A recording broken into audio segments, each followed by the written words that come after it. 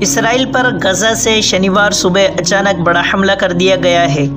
गजा की तरफ से इसराइल पर किए गए अचानक हमले में दर्जनों चरमपंथी गजा पट्टी से इसराइल में घुस गए हैं। इसके बाद समूचे इसराइल में चेतावनी जारी की गई है और सीमावर्ती इलाकों में लोगों से घरों के भीतर रहने को कहा गया है। फलस्तीनी लड़ाकों ने गाजा पट्टी से इसराइल की तरफ रॉकेट भी दागे हैं। इन रॉकेट हमलों के बाद इसराइल में बड़े इलाकों में चेतावनी वाले सायरन भी सुनाई दिए गए।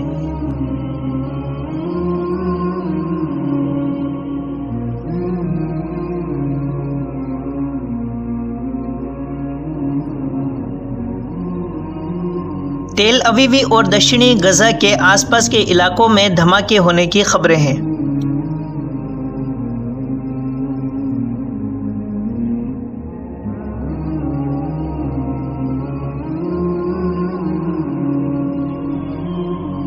वहीं इसराइल की सेना का कहना है कि गजा की दक्षिणी इसराइल की तरफ कई फलस्तीनी लड़ाके घुस आए हैं। इसराइली सेना ने सीमा के करीब रहने वाले लोगों से घरों के भीतर ही रहने को कहा है।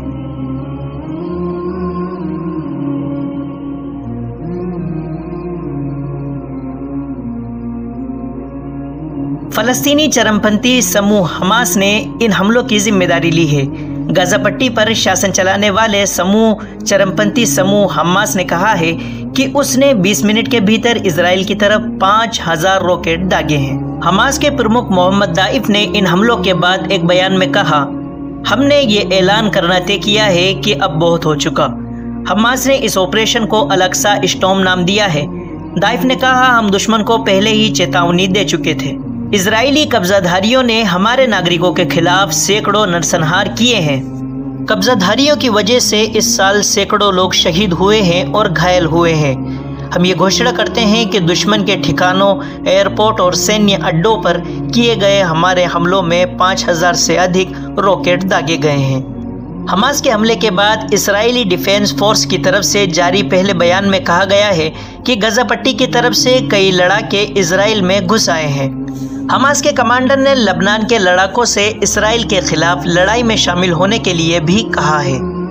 इस बीच इसराइल के प्रधानमंत्री कार्यालय की तरफ से कहा गया है कि रॉकेट हमले के बाद सुरक्षा प्रमुखों की बैठक बुलाई गई है। अभी तक की रिपोर्ट के मुताबिक हमले में एक महिला की मौत हुई है जबकि 2 लोग घायल हुए हैं। इजराइल के बचाव एजेंसी के मुताबिक एक व्यक्ति की हालत गंभीर बनी हुई है।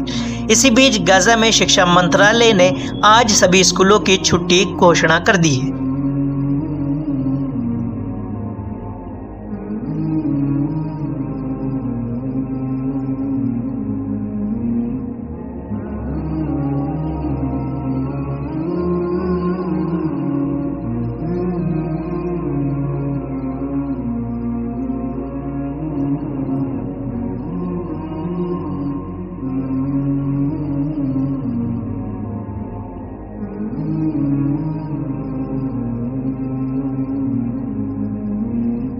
अभी तक की रिपोर्ट में इतना ही। आप जुड़े रहें, चैनल को सब्सक्राइब करें। अगली अपडेट आप तक के जरूर पहुंचा दी जाएगी।